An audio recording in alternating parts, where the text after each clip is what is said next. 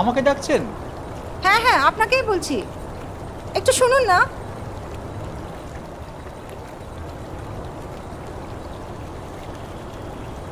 কিছু বলবেন? আমাকে এই বোতলে একটু গঙ্গা জল ভরে এনে দেবেন?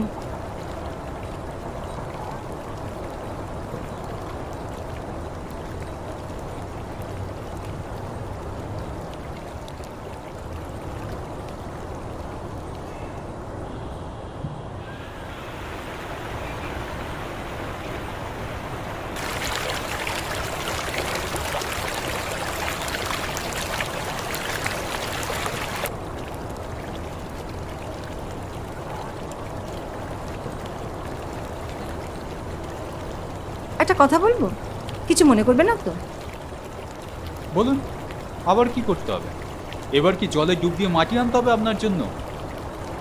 আপনার উদ্দেশ্য তো ভালো না। এভাবে জামা প্যান্ট পরে কেউ জলে নামে? খোলসা করে বলুন তো, কি করার মতলব? না, তেমন কিছু না, এমনি। তাতে আপনার কি দরকার বলুন তো? আপনাকে তো জল এনে দিলাম। সত্যি কথা না বললে পাড়ার লোকজন ডাকবো, সেটা কি ভালো হবে? বসুন, বসুন এখানে।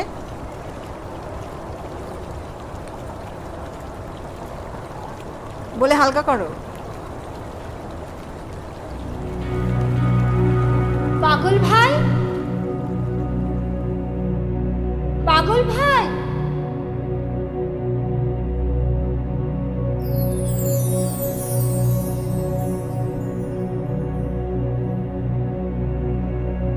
পাগল ভাই, পাগল ভাই।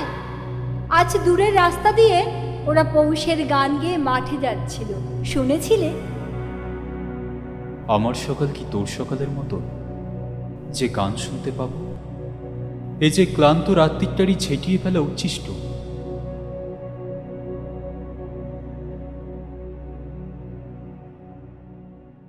আজ মনের খুশিতে ভাবলুম এখানকার প্রাকারে চড়ে ওদের গানে যোগ দিই, কিন্তু কিন্তু কোনো পথ পেলুম না, তাই তো তোমার কাছে এলুম।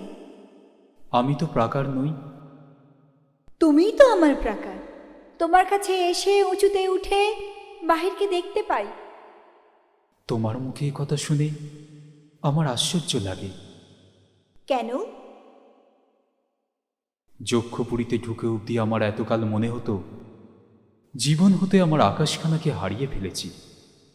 মনে হতো এখানকার টুকরো মানুষদের সাথে আমাকে এক ঠেকিতে কুটে একটা পিণ্ড পাকিয়ে তুলেছে। এমন সময় তুমি আমার মুখের দিকে এমন করে চাইলে আমি বুঝতে পারলুম এখনো আমার মুখে আলো দেখা যাচ্ছে। পাগল ভাই, এই বদ্ধ গড়ের ভেতরে কেবল তোমার আর আমার মাঝখানটাতেই একটি আকাশ বেঁচে আছে, আর আর বাকি সব বোঝা। সেই আকাশটা আছে বলেই তোমাকে গান শোনাতে পারি। বিশু পাগল, তুমি আমাকে বলছো দুঃখ জাগানিয়া? তুমি আমার সমুদ্রের অগম্পারের দুতি। যেদিন এলে যক্ষপুরীতে সেদিন আমার হৃদয়ে লোনা জলের হাওয়া এসে ধাক্কা দিলে। বুঝি আমার ব্যথা আড়ালে দাঁড়িয়ে থাকো। নন্দিনী,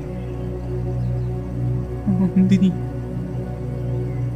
নন্দিনী,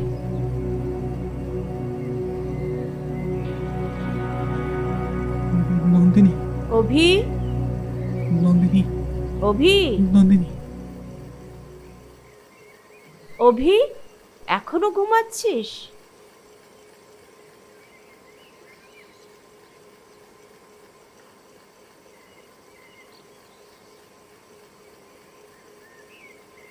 অভি, অ্যালার্ম বেজে বেজে তো বন্ধ হয়ে গেল।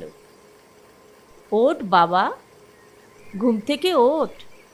রেশন না তুললে তো আজকে খাওয়া জুটবে না। ও মা, দিলে তো সকালের স্বপ্নটা চটকে। তোমায় কতবার বলেছি সকালবেলা এভাবে ডাকবে না। এতে কি হয় জানো, ব্রেনের ওপর চাপ পড়ে, আর তার ওপর সারাটা দিন মাটি হয়ে যায়। ওহ, আর পারি না। জ্ঞানদা চরণ আমার, কত ব্রেনওয়ালা ছেলে রে। এবার একটু ওঠ, মুখ টুক ধুয়ে বাজারে গিয়ে আমাকে উদ্ধার করো তো বাবা। যাচ্ছি। বলছি মা, একটু কড়া করে চা করো না, তারপর রেশনে যাচ্ছি।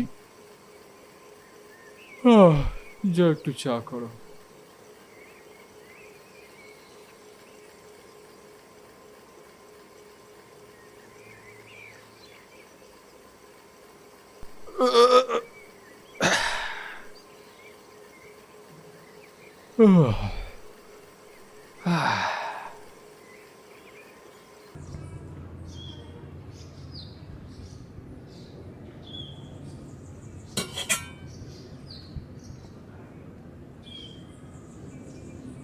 চায়ে চিনি দেবে কিন্তু। আচ্ছা শোন, জেনে নে কি কি আনতে হবে। চিনি প্রায় শেষ, তোমাকে বললে তো কোনো কিছুই মনে থাকে না। চিনি ছাড়াও আরও অনেক জিনিস আনতে হবে। যাও, এনে আমায় উদ্ধার করো তো বাবা। ও, বুঝেছি। তুমি আমাকে বিভিন্ন সময় তোমার প্রয়োজনীয় জিনিসগুলোর কথা বলবে, আর আমাকে সেগুলো মনে করে করে আনতে হবে। বাহ, বেশ নীতি তোমার। হ্যাঁ, আচ্ছা মা, তুমি একটা কথা বলো তো, আমার পক্ষে কি সেগুলো সবসময় মনে করে আনা সম্ভব? তুমি বলো না, সেটা কি আমার পক্ষে সম্ভব? ওহ, নাটকের ডায়লগ তো সবসময় মনে থাকে, তখন তো কোনোটা ভুল হয় না। শুধু কাজের কথাই তুই ভুলে যাস। সবসময় তো দেখি ঘুমিয়ে ঘুমিয়ে নাটকের ডায়লগ আওড়াস। আচ্ছা মা, তোমাকে একটা কথা বলি, তুমিও তো কাব্যর মায়ের মতন একটু হতে পারো নাকি?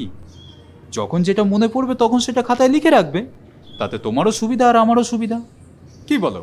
প্রভাতে উঠিয়া এই মুখ হেরিনু, দিনও যাবে আজ ভালো। হ্যাঁ কি বন্ধু, কালকে ফাটাফাটি শোয়ের পর তো তোমার আর দেখাই পাওয়া যাচ্ছে না। হ্যাঁ? আছিস কেমন ভাই? খুব ভালো আছে। ভালো আছিস? মাসিমা চা করছো নাকি?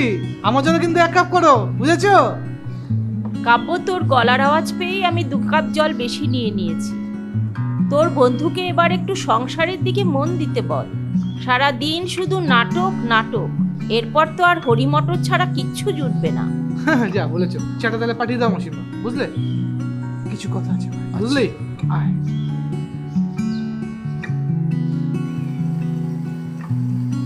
বস।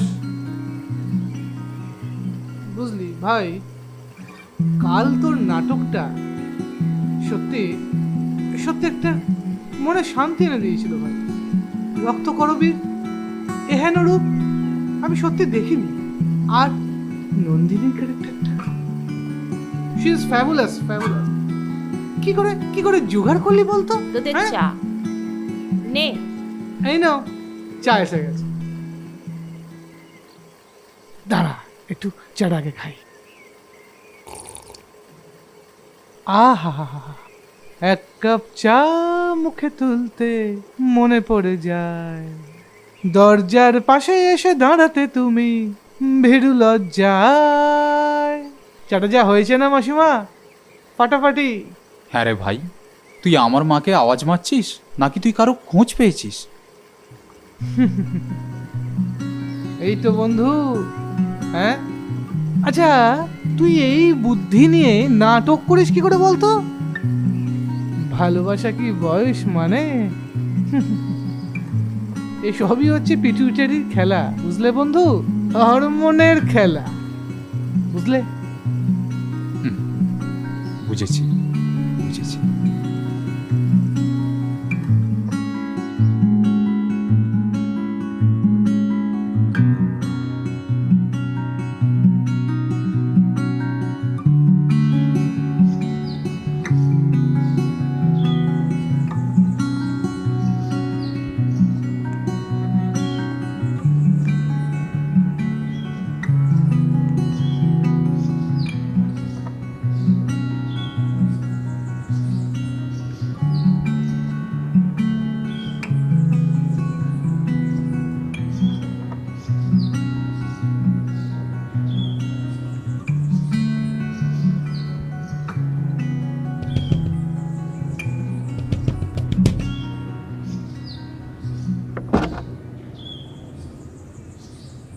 অভি, কেমন আছো? তোমায় যে কি বলে ধন্যবাদ দেব, কালকের দিনটা না আমার কাছে চিরস্মরণীয় হয়ে থাকবে। কালকে তুমি কিভাবে আমাকে সারাক্ষণ উৎসাহ দিয়ে দিয়ে সমস্ত কাজটা করিয়ে নিলে। আমি তো ভীষণ ভয় ভয়ে ছিলাম, কি জানি ঠিকঠাক পারবো তো। ওকে আসতে দাও, বসতে বলো, তারপর না হয় তোমার আধিক্যতা প্রদর্শন করো। এসে অসুবিধায় ফেললাম না তো? আরে না না, এসো।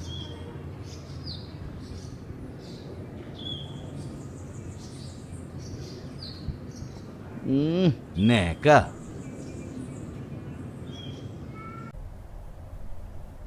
এসো।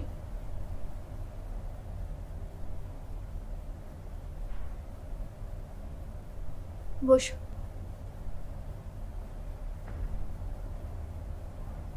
বসো।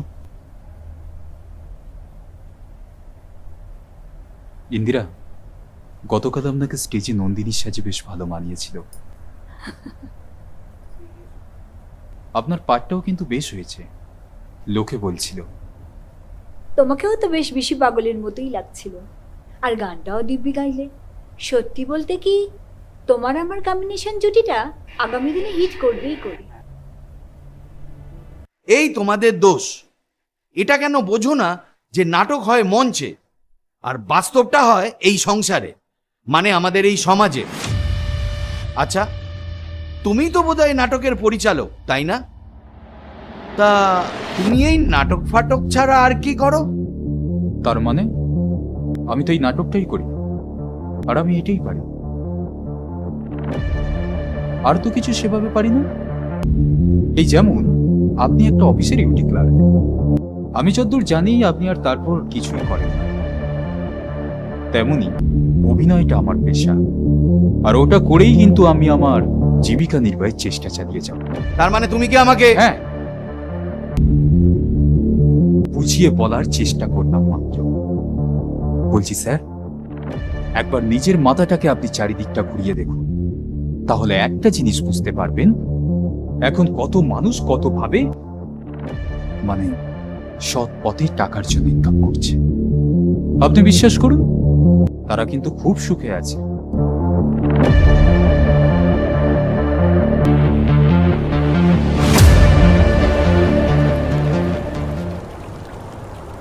একদম ঠিক বলেছ অভি। থিয়েটার করি বলে মেয়ের সামনে আমাকে যা নয় তাই শুনতে হয়। সব মুখ বুঝে সহ্য করি কেন জানো? একদিন ওকে আমি ভালোবেসে বিয়ে করেছিলাম, তখন তো আর বুঝতে পারিনি সবসময় একটা এরকম পরিচয় সংকটে ভোগেও। কিন্তু এর মধ্যে থেকে তো আপনাকে বেরোতেই হবে, না হলে আপনি হারিয়ে যাবেন। আর জেনে বুঝে নিজেকে শেষ করে দেওয়ার মধ্যে কোনো মুহূর্ত নেই। একটা কথা বলবো, বন্ধুকে কিন্তু কেউ আপনি আজ্ঞে করে। তাহলে কি বলে? কেন নন্দিনীকে যেভাবে ডাকো? সে তো মঞ্চে, বাস্তবে কি আর সেভাবে ডাকা যায়? আসলে আপনি কথাটা কেমন পরপর শোনায়, তুমি করে বললে বরং তার থেকে অনেক আপন মনে হয়। তাকে অনেক কিছু মন খুলে বলা যায়। সত্যি ইন্দিরা, এই কথাগুলো আপনার মানে তোমার আর আমার মাঝের মাঝেটা ভেঙে ফেলল, একদম ভেঙে ফেলল। আজ থেকে কিন্তু আমরা একটা বিশেষ বন্ধুত্বের বন্ধনে আবদ্ধ হলাম, ঠিক আছে? মনে থাকবে তো? নো আপনি।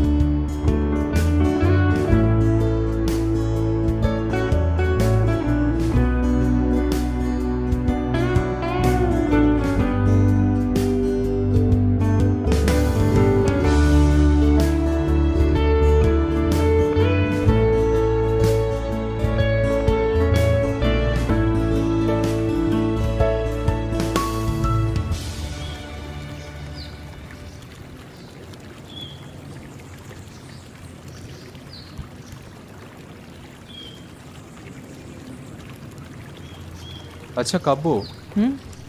তুই কখনো প্রেমে পড়েছিস? ও মা, এই আবার নতুন কথা কি রে? এমন কোনো বাঙালি ছেলে আছে নাকি যে প্রেমে পড়েনি? হুম? শোন ভাই, তোকে মিথ্যে আমি বলবো না। আমি না অনেককেই মনে মনে ভালোবাসতে চেয়েছি, কিন্তু সবটাই স্বপ্নে, বুঝেছিস তো? কিছু করে উঠতে পারিনি আমি, কিচ্ছু করে উঠতে পারিনি বাস্তবে। আর তাই আমি শুধু শুধু স্বপ্ন দেখে গেছি। আচ্ছা সত্যি করে বল তো ভাই, তুই কি কাউকে ভালোবাসিস? মানে ভালোবেসে ফেলেছিস? সে কি জানে? যদি সে জানে তাহলে তাকে তুই তোর চাওয়াটা বলতে পেরেছিস? বাহ, না মানে তুই কি ওকে জানিয়েছিস যে তুই ওকে ভালোবাসিস?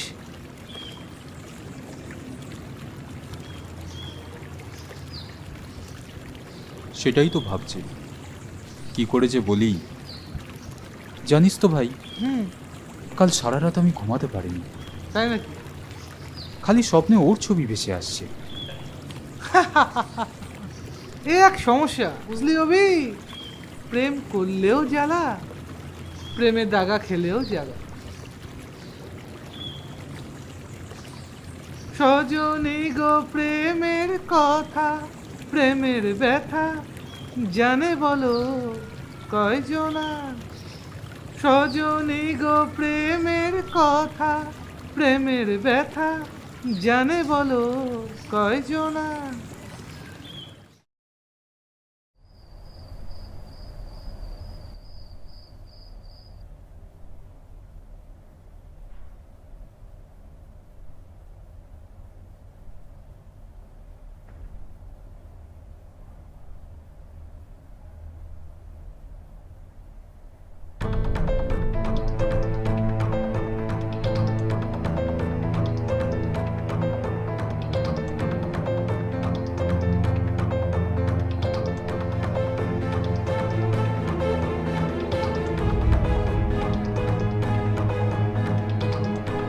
ও, এই ব্যাপার। শুয়ে শুয়ে অভিসারে যাবার পরিকল্পনা করা হচ্ছে। মেয়েটা যে বড় হয়েছে সে খেয়াল নেই। লজ্জা করে না তোমার? হ্যাঁ,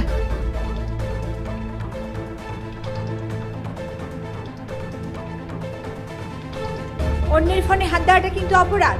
আমি কিন্তু তোমার নামে থানায় রিপোর্ট করতে পারি। হ্যাঁ হ্যাঁ, করো করো করো। যাবে? আজই যাবে? হ্যাঁ, এক্ষুনি এক্ষুনি চলো। রাখছে, ছাড়ো না তো, আমার রাখছে। কি হলো, ছাড়বে তো? ঘেন্না ধরে গেছে তোমার প্রতি আমার। না, আমি ছাড়বো না। এই বয়সে প্রেম করা হচ্ছে, হাঁটুবাসী ছেলের সাথে প্রেম করা হচ্ছে। নাটক নাটক করবে, থিয়েটার করবে। ছি, ছাড়ো। ও না, কি কি পেয়েছো ওই হারাবাতে ছেলেটার মধ্যে? হ্যাঁ, তার মানে তুমি আমাকে সন্দেহ করছো? ছি, কি নোংরা তুমি। তোমার তোমার তো এই নিচ লোকই পছন্দ করো। হ্যাঁ, আহা, রাঙাবধূর মুখটা একেবারে লজ্জায় লাল হয়ে গেল গো।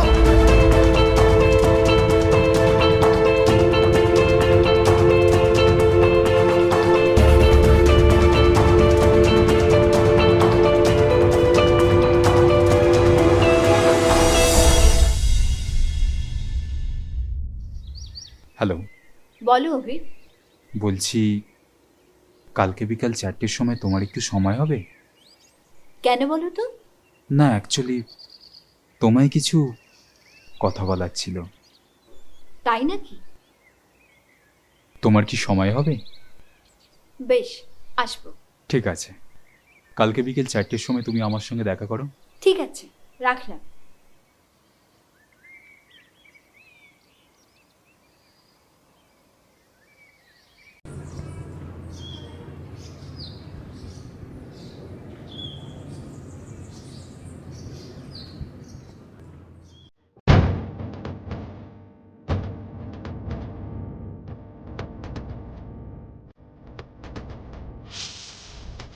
এই যে শুনছেন, আপনিই তো অভি, তাই না? দেখুন, ইন্দিরা আমার মা। আমার মাকে আর আপনাদের দলের নাটক করতে ডাকবেন না। মা নাটকটাকে ভালোবাসে বলে বাবা কখনো বারণ করেনি মাকে, কিন্তু এখন এই নিয়ে আমাদের সংসারে অনেক অশান্তি হচ্ছে, আর আপনাকে আমাদের সংসারে নাক না গলালেও চলবে। আমি তো কিছুই বুঝতে পারছি না। আর আমি আবার তোমাদের সংসারে কখন নাক গলালাম? এই যে মিস্টার, আমাকে তুমি নয় আপনি বলে সম্বোধন করুন। যাকে তাকে একেবারে তুমি বলে সম্বোধন করার অভ্যেসটা এবার ত্যাগ করুন। রাস্তাঘাটে তো চড় খেয়ে যাবে। আর হ্যাঁ, একটা কথা মনে করিয়ে দিয়ে যাচ্ছি, আমার মাকে আর আপনাদের দলের পাঠ করতে ডাকবেন না, কথাটা যেন মনে থাকে।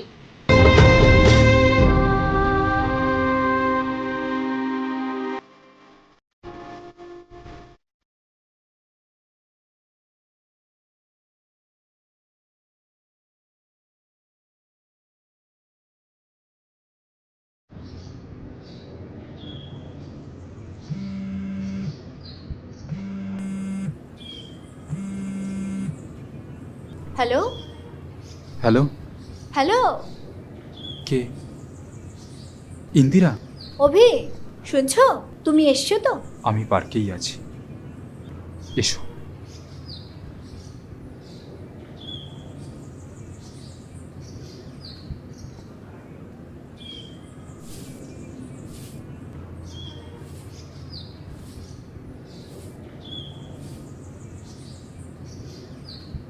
কি কি হয়েছে অভি? হ্যাঁ, বাড়িতে কোনো প্রবলেম? মাসিমা ঠিক আছেন? কই, আগে তো কিছু বললে না। আরে কিছু তো বলো। আমাকে বাঁচাও ইন্দিরা, আমি আর এভাবে বাঁচতে পারছি না। কেন, কি হয়েছে? কি এমন ঘটলো? রক্তকরবী নাটকটা অভিনয় করার পর থেকে আমার ঘুমে, শয়নে, স্বপনে শুধুই তুমি। তোমাকে ছাড়া আমি তেমন কিছু ভাবতে পারি না। আচ্ছা, তুমি বলো তো কেন আমার এমন হলো? এখন তুমি পারবে আমাকে এর হাত থেকে বাঁচাতে। এ তুমি কি বলছো অভি? তুমি যে আমার ইন্সপিরেশন, আর তুমি কি না?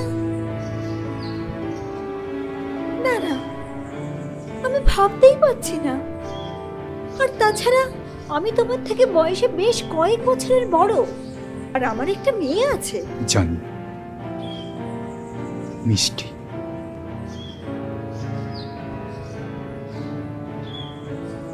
মানছি মানছি আমার সংসারে অনেক অশান্তি হয়, আর সেই সব নিয়ে আমি অনেক ডিস্টার্ব থাকি, কিন্তু তাই বলে তোমার সাথে ভাবলে কি করে অভি?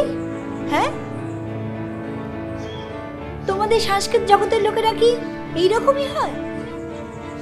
যা শুনেছি সবই সত্যি, বয়সের কোনো বাদ বিচার মানে না। ছি! আমি কিন্তু কখনোই তোমাকে... হ্যাঁ হ্যাঁ, তোমাদের কাছে শরীরটাই সব। নানা ইন্দিরা, আমি তোমাকে সত্যিকারের ভালোবেসেছি। আমি তোমার মধ্যে আমার একটা একান্ত বন্ধুকে দেখতে চেয়েছিলাম। তুমি বিশ্বাস করো, আমার মধ্যে কোনো নোংরামি ছিল না। আর তোমাকে সেই ইঙ্গিতটা দেবারই আমি চেষ্টা করেছি, কিন্তু তুমি তা বোঝো না। তুমিও তো আমাকে তোমার ব্যক্তিগত জীবনের অনেক কথা বলেছিলে, কিন্তু কেন বলেছিলে? আজকে তুমি যদি আমাকে বন্ধু না মনে করলে, তাহলে কেন এই কথাগুলো বলেছিলে? ও, সেই সুযোগে তুমি আমাকে আবারও বলতে বাধ্য হচ্ছে অভি? ছি ছি!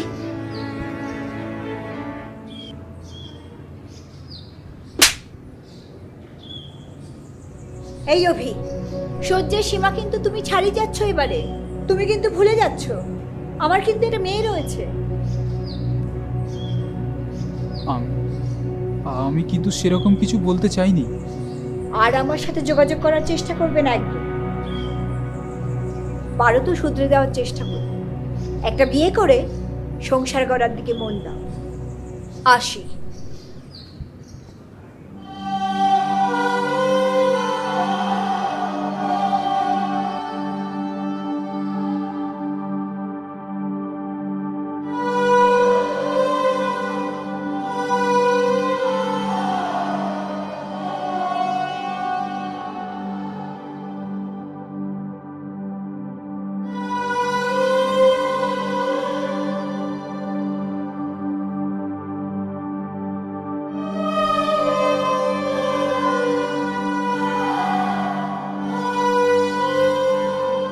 গল্পটি এখানেই শেষ নয়, কারণ এই গল্পের পরবর্তী অংশ দেখতে গেলে আপনাকে অবশ্যই এই গল্পের দ্বিতীয় পর্বটি দেখতে হবে।